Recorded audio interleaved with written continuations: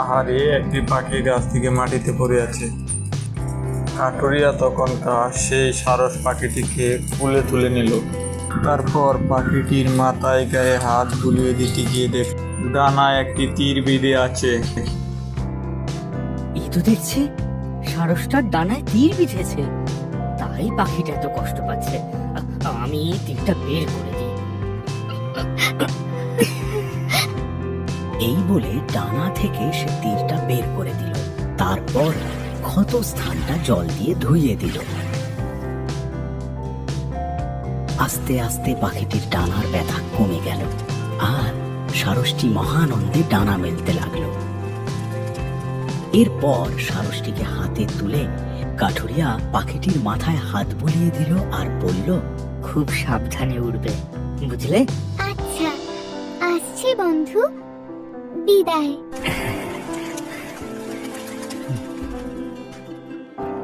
সারসটিকে বিদায় জানিয়ে কাঠুরিয়াটি আবার কাঠ কাটতে শুরু করে। কাটতে কাটতে সে অনুভব করলো যেন তার কাঠ কাটতে আর কোনো কষ্টই হচ্ছে না, এবং সে আগের তুলনায় অনেক দ্রুত কাঠ কাটছে।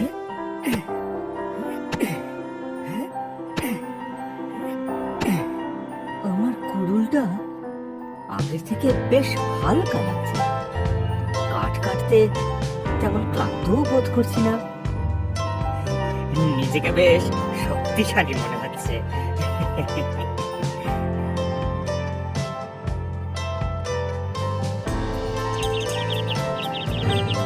এক সপ্তাহ পরের ঘটনা। পাহাড়ে অনেক বৃষ্টি আর তুফান হচ্ছে। বিদ্যুতের ঝলকানি, মেঘের গর্জন, বৃষ্টিতে ভিজে কাঠুরিয়া কাঠ কাটছে।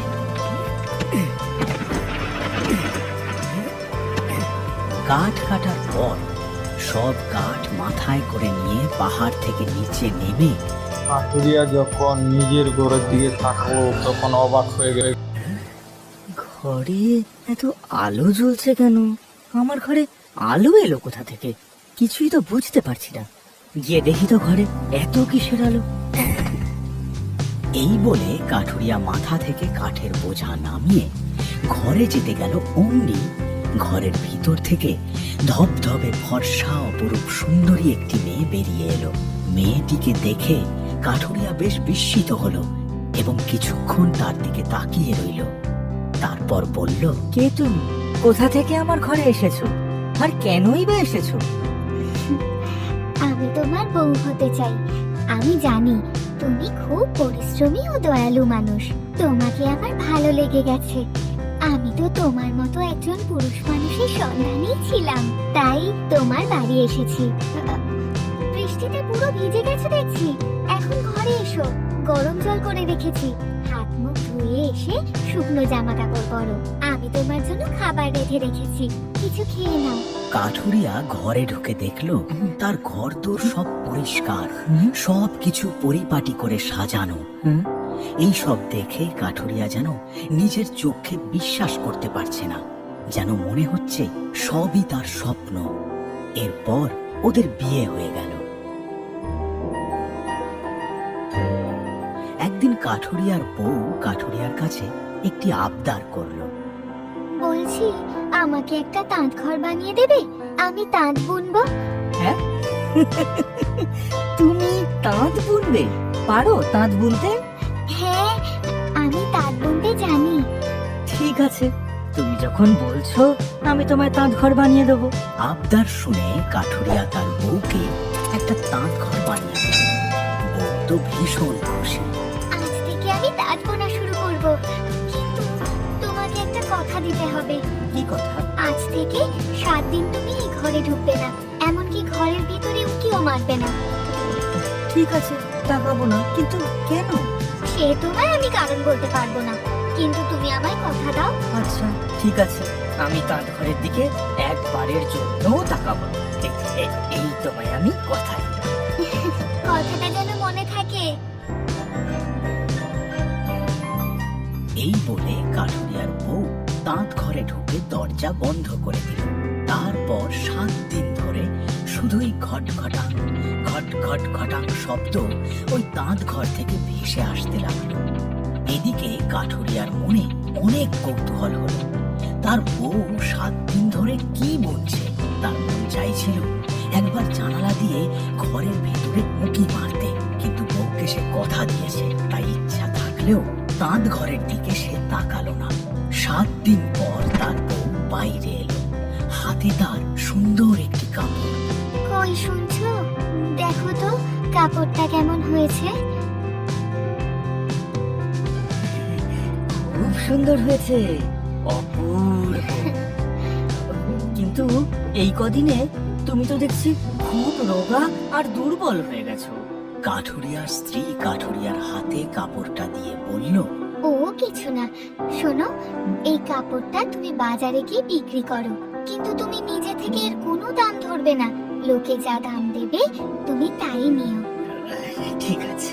তুমি এই কাপড়টা বিক্রি করো গে, আমি এর মধ্যে তোমাকে আরো একটা কাপড় বুনে দেব। তবে বাজার থেকে ফিরে এসে তুমি যেন ভুলেও এই ঘরের দিকে তাকিও না। আচ্ছা ঠিক আছে। এই বলে কাঠুরিয়া 7টি পাহাড় পেরিয়ে অনেকটা পথ হেঁটে অবশেষে এক শহরের বাজারে এসে পৌঁছালো।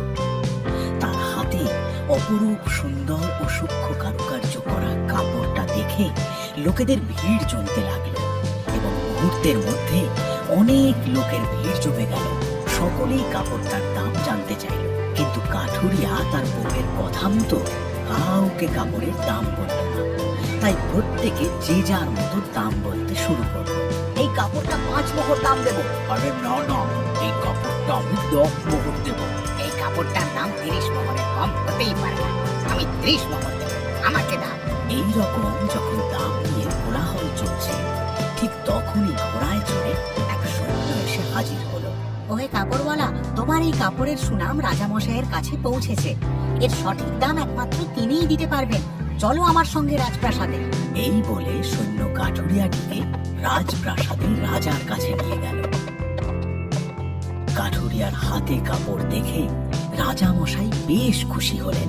তোমার এই কাপড়ের গুণগান আমি শুনেছি, কই দেখি কাপড়টা। বাহ, খুব সুন্দর তো কাপড়টা, কি অপূর্ব কারুকাজ করা।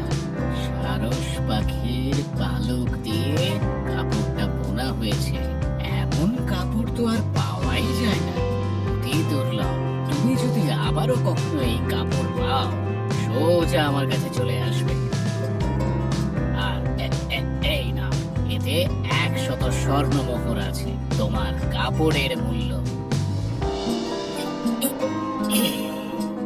কাঠুরিয়া এতগুলো সোনার মোহর পেয়ে খুশি মনে বাড়ির পথে রওনা দিল। তাকে 7টা পাহাড় পেরিয়ে যেতে হবে।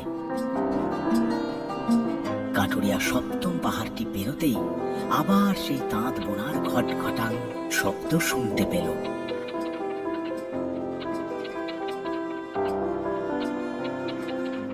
হঠাৎ কাঠুরিয়ার রাজার একটা কথা মনে পড়ে গেল। বউ যে কাপড় বুনছে, সুতো না দিয়ে কি করে বুনলো? রাজামশাইও বললেন কাপড়টা সারস পাখির পালক দিয়ে বোনা, কিন্তু ঘরের ভিতর বউ সারস পাখির পালক পাবে কোথায়? এইসব ভাবতে ভাবতে কাঠুরিয়া বাড়ি চলে গেল। তাঁত ঘর থেকে আসা শব্দটি তার কানে বাজছে। এই শব্দ তার মনকে উথাল পাথাল করছে। নানান প্রশ্ন তার মনকে বড়ই কৌতূহলী করছে। তার মন চাইছে একবার জানালার ফাঁক দিয়ে দেখতে, যে ভেতরে বউ কি করে সুতো ছাড়া তাঁত বুনছে, আর সারস পাখির পালকই বা সে পাচ্ছে কোথায়।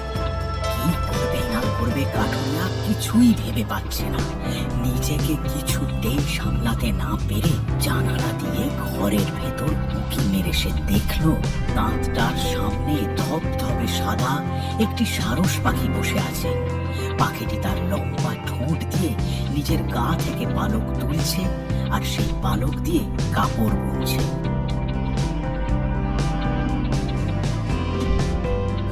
সব দৃশ্য দেখে ভয়ে তার সারা শরীর কাঁপতে লাগলো, গলা শুকিয়ে গেল।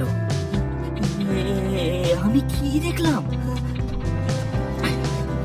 তাঁত ঘরে সারস পাখি, মানে সারস পাখি আমার বউ? না, এ হতে পারে না। এদিকে সন্ধ্যা নেমে এসেছে, চারিদিকে আবছা অন্ধকার। অন্ধকারের মধ্যে মাথায় হাত দিয়ে বসে আছে কাঠুরিয়া। হঠাৎ দেখল তার বউ পাশে বসে আছে। কাঠুরিয়া একটু ভয় পেয়ে তার দিকে তাকালো। আমাকে ভয় পেও না। তোমার মনে আছে একদিন পাহাড়ের জঙ্গলে তুমি এক সারস পাখিকে তীরের আঘাত থেকে সারিয়ে তুলেছিলে? আমি সেই সারস পাখি। তোমাকে সাহায্যের জন্যই আমি মানুষ রূপে এখানে এসেছিলাম। আমার আসল রূপ তুমি দেখে ফেলেছো, তাই আমি আর এখানে থাকতে পারবো না।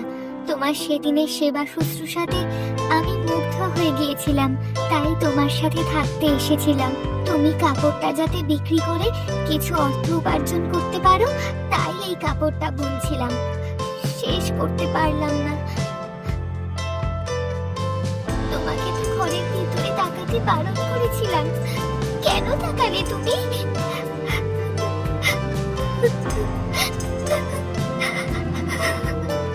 আর তোমার সঙ্গে আমার দেখা হবে না। আমাকে ক্ষমা করে দাও, দয়া করে আমাকে ছেড়ে চলে যেও না। আমি আমি তোমাকে ছাড়া থাকতে পারবো না যে। আমি আমি আমি আমি অতি কৌতূহল বশত তার ঘরের দিকে তাকিয়ে ফেলেছি। আমাকে আমাকে আর একটিবার সুযোগ দাও। আমার সময় যে শেষ।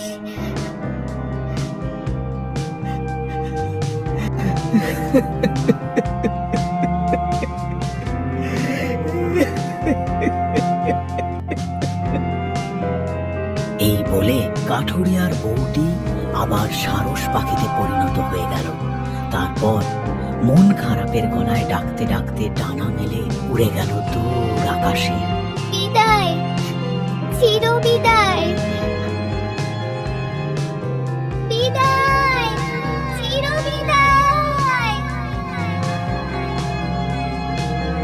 এখনো যারা যারা চ্যানেলটা সাবস্ক্রাইব করেনি চ্যানেলটা সাবস্ক্রাইব করে বেল আইকন দাবিয়ে দিন। কাঠুরিয়া তখন হাত নেড়ে নেড়ে দুঃখজনকভাবে বিদায় জানাচ্ছে। যারা এই ভিডিওর দ্বিতীয় পর্ব দেখতে চান কমেন্ট সেকশনে কমেন্ট করে লিখেন। আপনাদের সাথে আবারও দেখা হবে দ্বিতীয় পর্ব নিয়ে।